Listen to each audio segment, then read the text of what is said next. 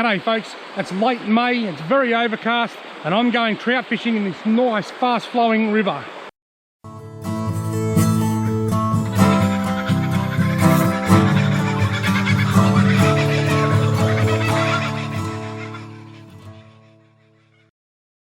Right, now today I'm going to be starting off with a Pontoon 21 jointed pacer. I quite like this minnow. This stream is very straight. It doesn't have a lot of bends and twists and it doesn't have a lot of holes. As a result, I've walked 2.5 kilometres to where I'm starting now from my car, and now I'm going to fish my way back up to the car. That might seem like I've got a lot of water to cover, but basically in these creeks that are nice and straight and fast flowing and don't have a lot of twists, you'll cover that water much more quickly than what you will if the stream was really tight with lots of bends and deep holes. So I'm going to make my way through here quite fast. I'm excited about one thing. Have a look at this. There's the stream, absolutely beautiful. I've walked down through 2.5 kilometres of wet grass. I've had a shower of rain, and look how wet my shoes and the bottom of my tracksuit pants are. My feet are bone dry. I've got my seal skins on and they are working a treat. Right here, let's go and see if we can find a trout in this fast flowing river. I've been fishing for 30 seconds and the heavens have opened up. This is actually a bit frustrating. I'm standing under this tree, this huge big tree just here. It goes out on an angle and I'm standing under that to keep dry. I can see a beautiful bit of water just in front of me there, and I'm dying to go and wet a line, but I can't until it stops raining. Well, I can, but I'd prefer to try and keep a little bit dry if possible. Beautiful stretch of water with no hungry fish in it.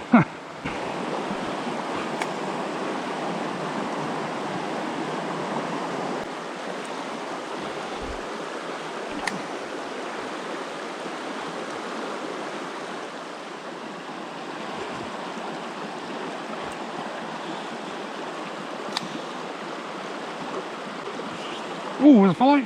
Got him. I've got one. Oh, I lost him. I actually think I hooked him in the back. I think I foul hooked him. It was probably 30 centimetres low, I suppose. It wouldn't have been much more than 30 centimetres. That is the first trout that I've seen. I've been fishing for probably an hour, I reckon. And I've finally seen my first trout. I foul hooked it and it got off. It's been slow. Been good exercise. I've walked a long way, but the fishing's been slow. I just had a near trout experience.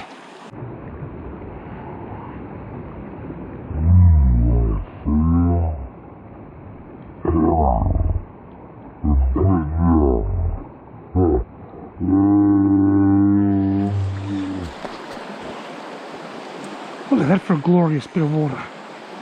Wow, surely there's got to be something sitting under all that. There he is. Got him. Oh, have I got him? No, I lost him.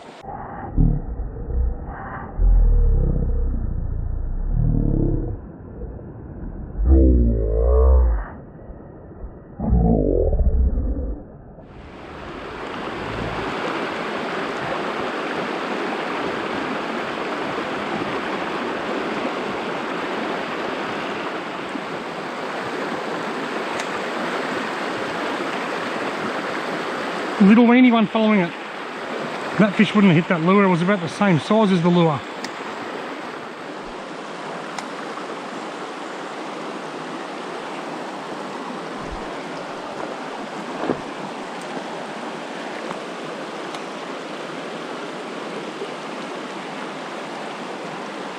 Oh, got him. Oh yes, big one. Yes. Aha. Perseverance has paid off. Have a look at the size of this brown trout. Wow. Perseverance has paid off. It's been slow. It has been slow.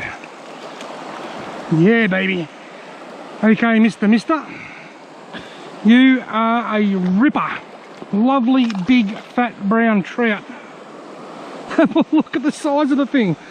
I'll get my phone out and get a real quick photo and an email. Wow.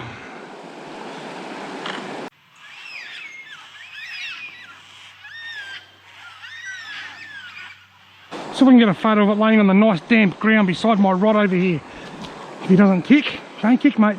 Don't kick, you are a beauty.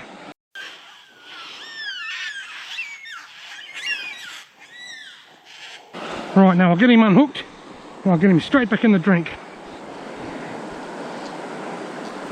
He's got a little bit of blood, which is not good. It's never what you want. Oh dear.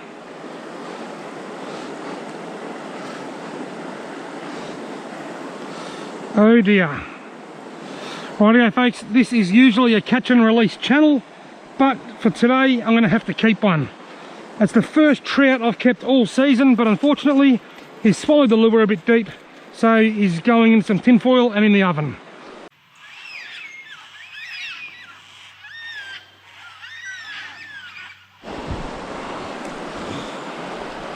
Rightio folks, this is something you don't see very often on the Robbie Fishing channel. A dead fish. Look at that. This is the first trout I've kept from a stream for quite a while. Quite often I get asked why I don't keep trout. I just think because they're never stocked in these streams anymore, I like to leave them alone to spawn and do their own thing. And that's actually probably the first trout that I've kept out of a stream for a couple of years. And that's only because I've had to.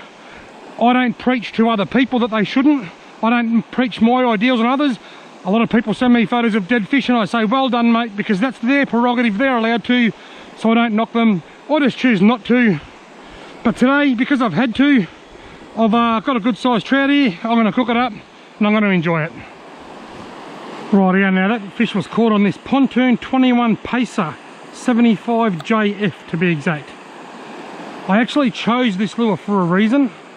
Bigger lure, bigger fish, and that's the reason. I have seen a couple of smaller fish today that I may have been able to catch on a striped tiger nymph or a little salter or something, but I decided to leave them off and to stick with the bigger lure to try and lure out a bigger fish, and that's exactly what happened.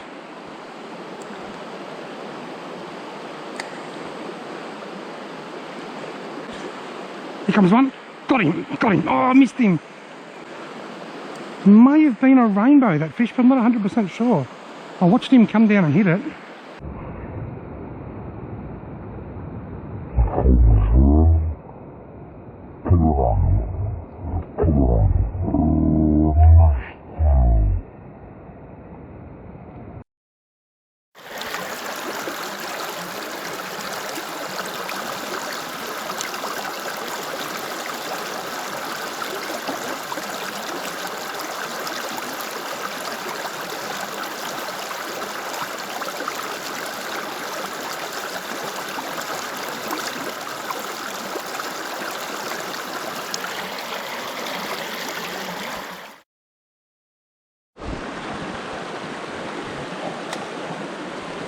Got him.